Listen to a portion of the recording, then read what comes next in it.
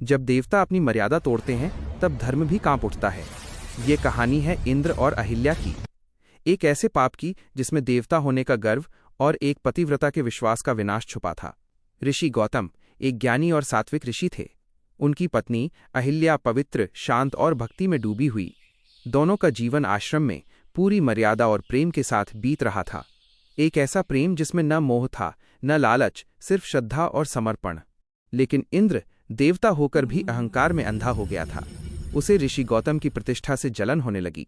उसके मन में एक पापी विचार उठा, अगर अहिल्या मेरी होती तो मैं सबसे महान होता। यही विचार उसके पतन की शुरुआत बना। सुबह के संध्या समय ऋषि गौतम नदी स्नान के लिए निकले। आश्रम में बस अहिल्या थी, अपनी पूजा में लीन, पूरी श्रद्धा के साथ।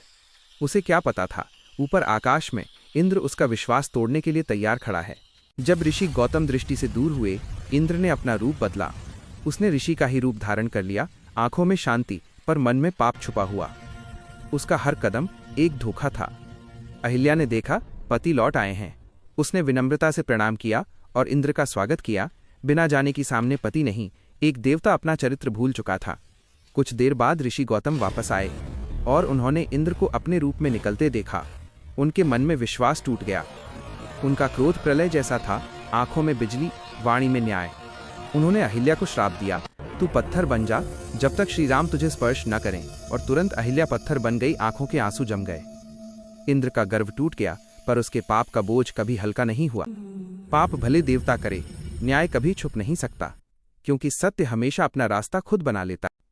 इस कथा से हमें यह सीख मिलती है कि सौंदर्य या शक्ति से नहीं, संयम और सच्चाई से ही मनुष्य महान बनता है। अहंकार चाहे देवता का ही क्यों न हो, वह अंत में पतन ही लाता है। और क्षमा, सत्य और भक्ति वही फिर से जीवन को प्रकाश देते हैं। अगर आपको ये कहानी पसंद आई हो तो इसे लाइक करें, अपने विचार कमेंट में ज़रूर लिखें और ऐसी ही और आध्यात्मिक कहानियां सुनने के लिए हमारे चैनल को सब्सक्राइब करें।